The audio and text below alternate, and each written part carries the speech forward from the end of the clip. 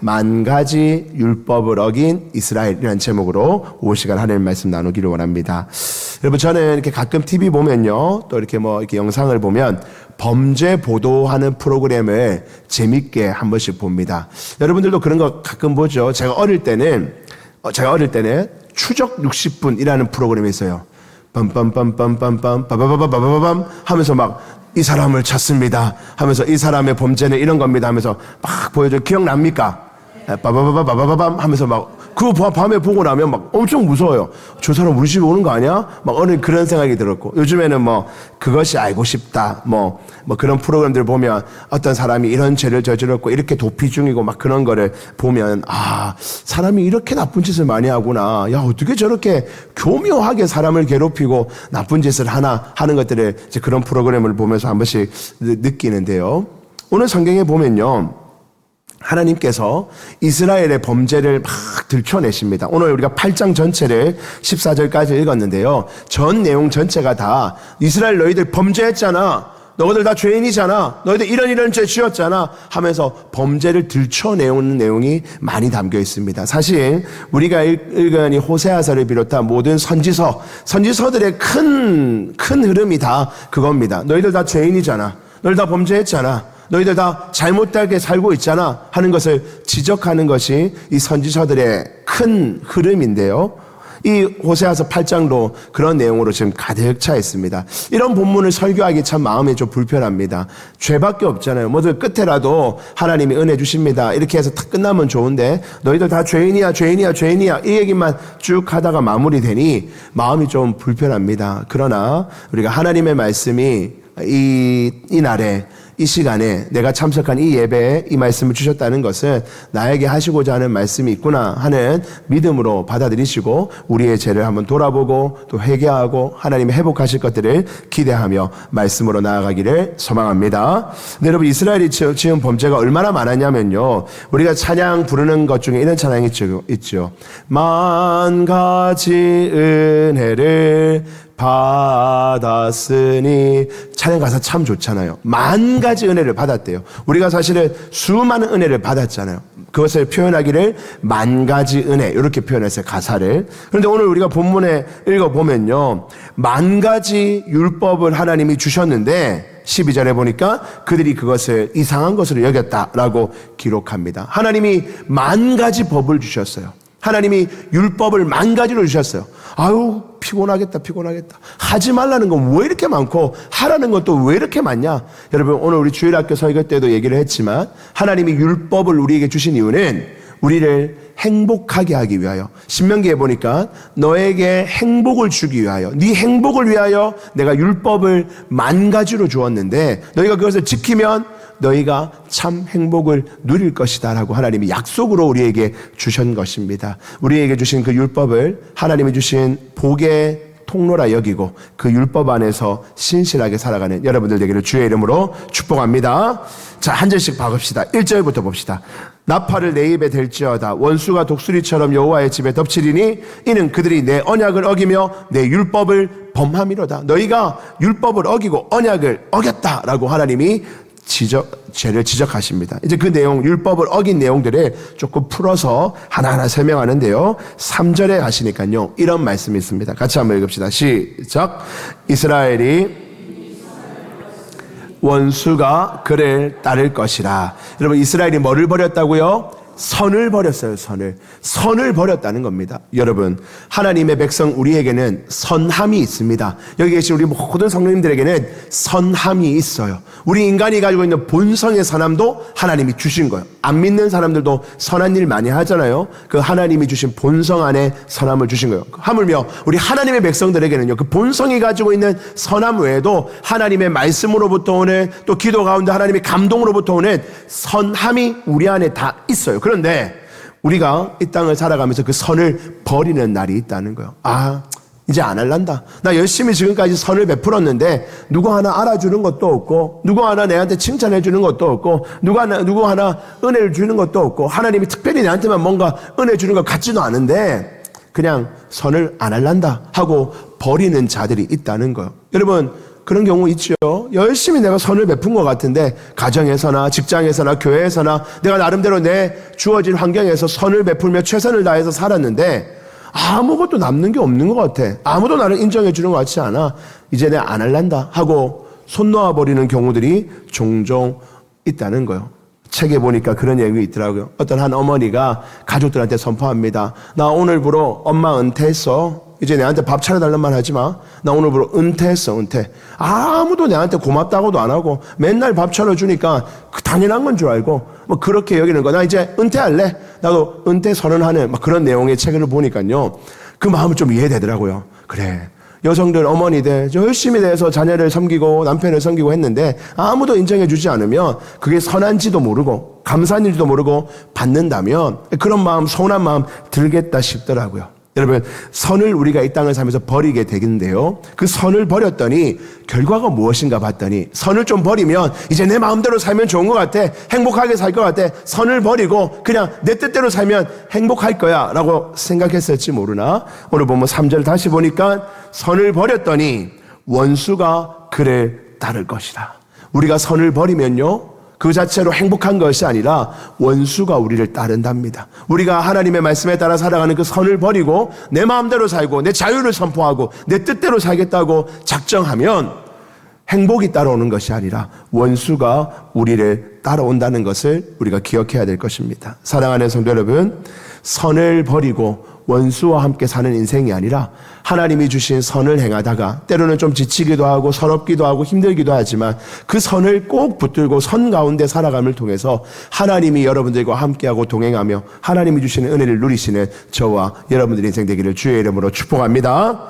자, 선을 버렸다는 것을 지적했어요. 두 번째로는요, 4절부터 보시니까 우상 숭배에 대한 내용입니다. 이것도 계속해서 나왔던 거죠. 4절 보니까 그들이 맨 뒤에 보니까 또 은금으로 자기를 위하여 우상을 만들었나니 결국은 파괴되고 말리라. 5절 사마리아여 네 송아지는 버려졌느니라. 송아지를 세워놓고 너희가 막 그렇게 경배했는데 그거 다 버려지게 될 거다. 내 진노가 무리를 향하여 타오르나니 그들이 어느 때까지 무죄하겠네. 너희들 지금 유죄다, 유죄. 너희들 무죄 아니고 유죄다라고 말하는 겁니다. 6절 이것은 이스라엘에서 나고 장인이 만든 것이라 참신이 아니니 사마리아의 송아지가 산산조각이 날 것이다. 너희가 꿋꿋하게 세워놓고 안정감을 누리고 기쁨을 누렸던 그 송아지가 산산조각 날 거야. 너희가 우상으로 여기고 있던 송아지든지 건강이든지 재물이든지 자녀든지 너희가 우상으로 여기고 있던 그 모든 것이 산산조각이 날 것이다. 7절 그들이 바람을 심고 강풍을 거둘 것이라. 심은 것이 줄기가 없으며 이삭은 열매를 맺지 못할 것이요 혹시 맺을지라도 이방 사람이 삼키리라. 너희가 열매를 잠시 맺었다 할지라도 우상 숭배하여 누리는 그 기쁨으로 뭔가 달콤하고 맛있고 유익한 것을 잠시 얻었을지라도 이방 사람이 그걸 다 삼켜버릴 것이다. 아무것도 남지 않을 것이다. 그 결과가 어떻게 됩니까? 8절 같이 한번 읽습니다. 시작. 이스라엘은 이미 삼켜졌은즉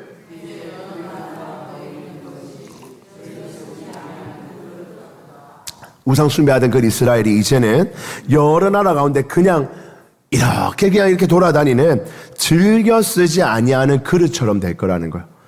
우상 숭배하지 않고 하나님 앞에 신실하여 선을 행하며 하나님 앞에 꿋꿋이 섰을 때는 보잘것없는 일 같지만 그래도 가치 있는 일을 하며 하나님의 기쁨이 되었던 사람이었는데 하나님이 즐겨 쓰시던 아름다운 그릇이었는데 하나님 앞에 예배하고 찬양하고 봉사하고 헌신하고 아무도 안 알아줘도 하나님은 인정하며 너 나 그릇이야. 내가 쓰는 그릇이다. 여기에 쓰고 저기에 쓰고 내가 쓰고 싶을 때마다 쓰던 아름다운 그릇이다라고 인정해줬던 자가 세상에 나아가 우상에 빠지고 악을 행하며 선을 버리고 살아갈 때 즐겨 쓰지 아니하는 그릇, 그냥 돌아다니는 그릇, 아무짝에 쓸모없는 그릇이 되고 말 것이다라고 말합니다.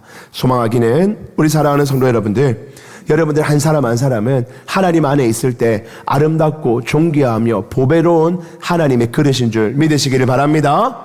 우린 다 그런 그릇들이요. 다 가치 있고 쓸모있는 그릇입니다. 대단한 것 같지 않아 보여도 능력 별거 없는 것 같아도 내가 드릴 것이 아무것도 없는 것처럼 보여도 하나님 앞에 있을 때 우리는 하나님이 쓰시고자 하는 아름다운 그릇이에요. 그릇. 여러분들이 있는 것 자체로도 얼마나 복이 되고 감사한지 모릅니다. 저에게도 그래요. 저에게도. 저와 같은 보잘것없는 목회자에게도요. 성도님이 한 사람 있어야 될 자리에 있어서 자기 역할을 해주고 계신 것만 하더라도 하나님까지 가지 않아도 그냥 저한테만 봐도 저에게도 얼마나 큰 힘이 되고 위로가 되고 격려가 되고 있어야 될 자리에 있어 주시는구나, 해야 될 일을 해주고 계시는구나, 얼마나 큰 힘이 되는지 모릅니다. 저 같은 인간에게도 그런데 하나님에게는 얼마나 큰 기쁨이자 아름다운 그릇이겠습니까? 사랑하는 우리 모든 성도 여러분, 젊은이도 있고 좀 장년도 있고 우리 어르신도 계시지만 우리 모든 자들은 하나님이 즐겨 쓰시는 아름다운 그릇인 줄 알고 세상의 것에 빠져, 세상 유혹에 빠져, 나 별로 가치 없는 인간이야, 그냥 마음대로 살래, 그런 바보 같은 생각하지 말고 하나님 보시기에 아름다운 그릇으로 삶이 마감하는 그날까지 존귀하고 복된 그릇으로 존경받는 믿음의 백성 되기를 주의 이름으로 축복합니다. 자, 또 그 다음에 보니까 무슨 잘못을 저질렀는가? 9절 보시죠. 그들이 홀로 떨어진 들나귀처럼 아수르로 갔고, 이 들나귀가 무리에서 떨어져서 지 마음대로 다니다가 아수르라는 데까지 갔다는 거예요. 에브라임이 값주고 사랑하는 자들을 얻었도다. 돈 주고 지가 사랑할 것들을 얻었다는 거예요. 하나님이 값없이 주시는 그 사랑이 이제 질증나고 더러워서 귀찮아서 불필요해서 이제는 내 돈 주고 내가 좋아하는 거 사서 내가 그거 사랑하겠다고 떠났다는 겁니다. 10절. 그들이 여러 나라에게 값을 주었을지라도, 이것도 바치고 저것도 바치고 돈을 주고 그것을 지가 좋아하는 것을 샀다 할지라도 이제 내가 그들을 모으리니 그들은 지도자의 임금이 주어준 짐으로 말미암아 세하기 시작하니라. 좋은 것인 줄 알고 사고 모았는데, 내가 유익한다고 내가 모아서 내가 행복을 누린 줄 알고 사랑했는데 그게 다 짐이 되어버렸다는 겁니다. 11절. 에브라임은 죄를 위하여 제단을 많이 만들더니 그 제단이 그에게 범죄하게 하는 것이 되었도다. 그들이 많이 모았던 좋았던 것들이 범죄의 대상이 되고 무너짐의 근원이 될 수 있다는 겁니다. 사랑하는 성도 여러분, 우리는 무엇을 사랑하고 살아갑니까? 무엇을 사랑해야 하며 살아갈까요? 세상에 많은 사람들은 자신의 시간도 투자하고 물질도 투자하고 에너지를 투자해서 내가 사랑하는 것을 꼭 지려고 얼마나 노력하는지 모릅니다. 내가 저거 하나 살려고 얼마나 노력하는지 몰라요. 우리 젊은 여성들, 청년들 막 이렇게 얘기 한 번씩 보니까요, 월급이 뭐 얼마 안 돼요. 뭐 200만 원 보통 뭐 그렇잖아요. 보통 일반 사람들이. 근데 막 그 핸드백 하나를 뭐 500만 원짜리 핸드백 뭐 그런 거를 막 사는데 없는 사람이 없대요. 없는 사람이. 여러분 다 있어요? 500만 원짜리 없습니까? 남편들한테 하나 사달라고 말씀하셔. 네. 500만 원짜리 막 그런 걸 다 산대요. 아니 뭐 2천만 원 버는 사람이 한 달에 500만 원짜리 그래 뭐 많이 버니까 사겠지. 200만 원 벌면 뭐 이것저것 쓰고 한 달에 몇십만 원 안 났는데 그 중에 몇백만 원을 주고 그걸 산다는 거예요. 내가 사랑하니까 이렇게 C자 모양으로 이렇게 된 게 너무 사랑스럽거든요. 그걸 하나 들고 있으면 내 마음에 막 평안함이 오거든요. 여러분, 우리 인생이라는 것이 이렇게 막 좀 이렇게 우리 비웃기도 하고 또 어떻게 보면 참 한심하다라고 생각할 수 있지만 그 사람에겐 그거를 가치 있고 사랑스러운 거예요. 그거 하나로 내가 막 사랑받는 것 같고 그거 하나로 내 마음이 풍족하고 그거 하나 때문에 내 지위가 확 올라가는 것 같고 그거 하나 때문에 친구들한테 무시 안 당하고 그러면 얼마든지 그럴 수 있잖아요. 그죠? 여러분, 우리 인생을 살아가면서 그런 것들이 얼마나 많습니까? 굳이 핸드백 아니더라도 내가 정말 사랑하고 아끼는 거, 이거는 내가 꼭 쥐고 있는 거, 이것 때문에 마음의 평안을 누리고 누구에게 자랑하고 싶고 누구에게 인정해 볼 수 있는 싸워볼 만한 그런 내가 사랑하는 것들을 우리가 모으며 사는 것이 저와 여러분들의 모습이라는 거예요. 그런데 하나님이 말씀하십니다. 너희가 사랑하는 그것들 내가 쇠하게 만들겠다는 거. 그것들로 말미암아 너희가 짐이 되고 그것들로 말미암아 너희가 범죄하게 되는 원인이 된다라고 말씀하고 있는 것입니다. 사랑하는 우리 성도 여러분, 무엇을 사랑하고 사십니까? 세상에 좋다 여기는 것, 그리고 내 눈에 아름답고 보기 좋고 나를 든든하게 세워줄 것 같은 그것 가지는 것, 그 자체가 범죄가 아니라 그것을 사랑하여 그것이 나에게 위로가 되고 그것이 나에게 힘이 된다 여긴다면 그것이 하나님 앞에 우상이요 범죄일 수 있습니다. 그러므로 이 땅에 그 어떤 것이라 할지라도, 물건이든 사람이든 어떤 가치라 할지라도 하나님보다 더 사랑하고 하나님보다 귀한 것으로 여기는 것이 없이 하나님을 뜨겁게 사랑하고 하나님으로부터 만족하고 하나님이 주신 은혜를 누리는 여러분들 되기를 간절히 소망합니다. 자, 이제 11절, 12절부터도 계속하여 죄들을 말하는데요. 한 절만 그럼 더 볼까요? 12절 말씀. 내가 그를 위하여 내 율법을 몇 가지로요? 만 가지로. 이 만 가지라는 말은 아주 많이 이런 뜻이죠. 만 가지로 기록하였으나 그들이요 이상한 것으로 여기다. 하나님의 말씀을 이상한 것. 여기서 이상한 것이라는 건요. 아유, 근데 좀 그 이상하네. 아유, 모양 이상하네. 그런 뜻이 아니라 어울리지 않네. 이런 뜻입니다. 하나님이 주신 율법이 지금 세상과 어울리지 않네. 안 맞네 이런 뜻입니다. 여러분 그런 말 있죠. 아유 목사님, 아유 교회 그 법료 이제는 안 맞잖아요. 아유 집사님, 장로님 이제 그런 말씀 좀 하지만 세대가 변했잖아요. 여러분들도 자녀들에게 그런 말 간혹 듣지 않습니까? 뭐라 이렇게 권면하고 야 그러면 안 돼. 아, 그렇게 사는 거 아니야. 아, 그러면 잘못된 거야. 그래 말하면 아이고 세대가 변했잖아요. 세대가 변했는데 그런 걸로 이해 못합니까? 변했잖아요. 뭐 이렇게 우리를 하나님의 말씀을 가진 자들을 조롱하고 무시하는 경향들이 종종 있습니다. 여러분 세대가 변하니까 그렇다는 거예요. 여러분 오늘 우리 청년들과도 얘기했지만 과거에 토요일 날이 이제 본래는 근무를 다 했잖아요. 우리가 토요일 다 근무를 다 했어요. 근데 제가 전도사 신학교 다닐 때 이제 그때 뭐가 생겼냐면 놀토가 생겼어요. 놀토가 뭐냐면 매주 토요일 날 가다가 이제 그 한 주는 안 가는 거예요, 학교를. 그러다가 3주를 또 가요. 그러다 또 한 주를 안 가고 그 안 가는 날을 놀토라 했어요. 그때 신학교에서 무슨 얘기 했냐면 우리끼리 모여서 야 큰일 났다. 이거 사단의 계약이다. 이거 놀토 제정돼서 허락되면 토요일 날 애들이 학교 안 가면 어떻게 되겠냐. 일단 기본적으로 6일 일하고 7일 쉬는 게 일단 무너지잖아요. 그러니까 이거 신학적으로도 안 맞다. 이거 데모해야 된다. 우리 막 정부에 가서 싸우자 막 이렇게 모였어요. 그러다가 놀토가 되면 또 어떻게 되느냐. 교회 아무도 안 온다. 토요일 날 쉬면 금, 토, 일 놀러 갈 거 아니야. 그러면 교회 아무도 안 온다. 이거 법 막아야 된다고 막 신학교에서는 이거 데모해야 된다고 막 그랬어요. 지금 생각해보면 좀 어떻습니까? 무슨 그런 말도 안 되는 생각을 토요일 날 쉰다고 교회 안 옵니까? 다 오잖아요. 그때는 그게 너무 심각했어요, 우리에게는. 막 너무 심각한 문제였는데, 시간이 좀 지나고 보니까, 그것도 좀 자연스러운 문제가 되는 거예요. 무슨 말을 하고 있는 겁니까? 여러분, 하나님의 율법이요. 시대에 따라서 때로는 그거 이제 안 맞는 얘기예요. 그런 고리타분한 얘기 하지 마세요. 지금 시대에 맞는 얘기를 해야지, 이상한 얘기 갖고 와서 지금 들이대면 됩니까? 세상이 우리를 그렇게 할 때가 있다는 거예요. 물론 우리의 실수도 있죠. 방금 그런 얘기 같은 거는 이제 조금 잘못된 생각일 수 있지만 하나님의 말씀, 하나님이 지켜야 된다는 거. 예를 들면 하나님이 남성과 여성을 만들어서 각자의 성 안에서 사랑을 하게 하고 가정을 이루게 하고 생육하고 번성하고 땅에 충만하게 했다는 하나님의 그 율법의 법들을 이제 이 시대에 그런 얘기 왜 합니까? 얼마든지 동성애도 하고 얼마든지 성전환도 하고 하는 시대인데 그런 얘기, 고리타분한 얘기, 이상한 얘기 하지 마십시오 라고 우리에게 말할 수 있다는 것입니다. 세상이 변하며 하나님의 말씀을 이상히 여기는 시대가 될 수 있다는 거예요. 우리는 어떻게 해야 됩니까? 그래. 우리가 너무 고리타분했어.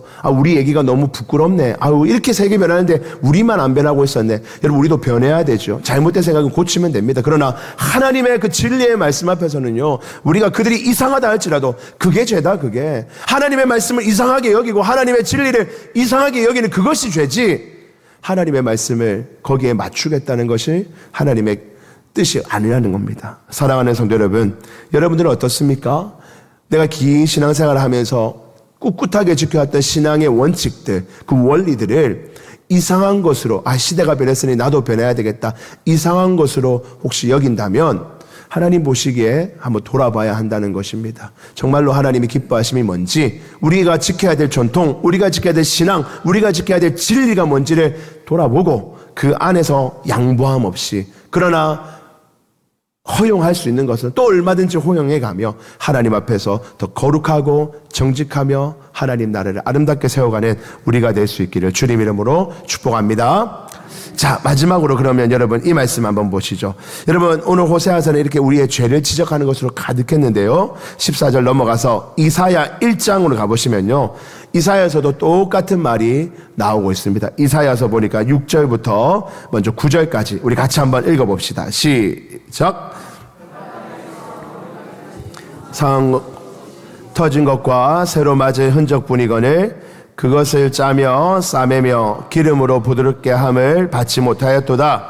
너희의 땅을 황폐하였고 너희의 성읍들은 불에 탔고 너희의 토지는 너희 목전에서 이방인에게 삼켜졌으며 이방인에게 파괴됨 같이 황폐하였고 딸 시온은 포도원의 망대같이 참외밭의 원두막같이 애워싸인 성읍같이 겨우 남았도다. 만군의 여호와께서 우리를 위하여 생존자를 조금 남겨두지 아니하셨다면 우리가 없나요? 소돔 같고 고모라 같으리로다.